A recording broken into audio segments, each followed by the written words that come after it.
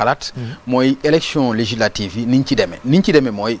gis nañu ne bu dee Benno Bokk Yaakaar la gis nga ni seen ay titulaire ñoom ñoo ci dem bu dee Yewwi la gis nga ni seen ay suppléants ñoom ñoo ci dem ndax xeetu élection bu mel noonu am na loo si mën a tirer ci enseignement. D'abord c'est inédit mais aussi c'est lié au parrainage et à la parité. Mais c'est inédit dans l'histoire du Sénégal quand même c'est inédit et on a vu aussi ce que ça a engendré parce que les gens qui ont de l'humour xam nga li ñu wax. nee nañ banc de touche bi gagné na équipe titulaire. oui remplaçant yi. voilà maanaam mooy banc de touche bi ñoom gagné équipe titulaire pour vous dire que on a fait quelque chose d'inédit mais loolu aussi ça pose aussi le problème de la santé de notre démocratie qu'il faut serrer de très près en termes d'observation parce que gis nga les innovations sont nécessaires et utiles parce que personne n'est contre le parrainage mais la mise en œuvre doit faire l'objet quand même non seulement d'un consensus.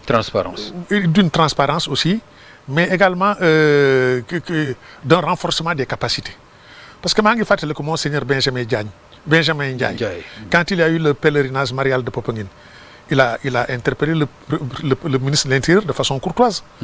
nee na ko monsieur le ministre bon je résume sa pensée parce que je cite de mémoire.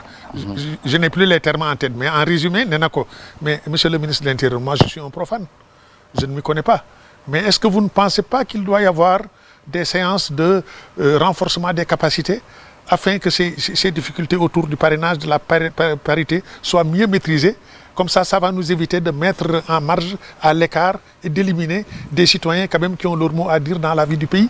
Pour vous dire que le parrainage n'est pas mauvais dans l'absolu, mais il est source de problèmes. mooy li ñu dund nii mooy loolu. mooy li ñu dund. te aussi. mais loolu dafay nekk mal nécessaire léegi nan lañ ko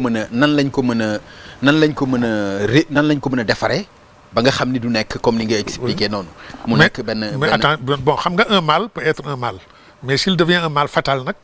fatal à beaucoup de choses ça pose problème gis nga l'homme de la rue gis nga ñi nga ci mbedd bi l'homme de la rue c'est pas méprisant mais ça donne une idée du segment de la population auquel on se réfère gis nga l'homme de la rue léegi-léeg mu wax la loo xam ne lii soo dee borom réew war nañ koy fex ba dugal ko sa nopp bon le président certainement il a les services de renseignement il a les rapports des préfectures il a des notes qui arrivent de tous côtés mais il a besoin aussi de ce qu'on appelle un rapport d'ambiance dans le jargon des services de renseignement le rapport d'ambiance maanaam yu sew yooyu nga da nga koy xaw a xeeb ñu fexe ba mu dugg ci noppam.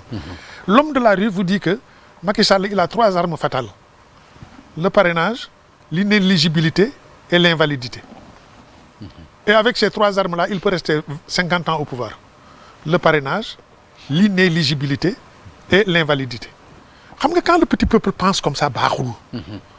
parce que c'est à la longue dafay dem ba nit ñi dootuñ gëmati démocratie bi. voilà parce que dañuy wax ni démocratie bi c'est une histoire maintenant de micmac et de ruse. alors loolu itam dafa baaxul. ça fait partie aussi des éléments qui méritent d'être interrogés et traités. D'accord alors doyen Babacar Justin Ndiaye dañu génn ci ay législatives. ni ñu génn ci ay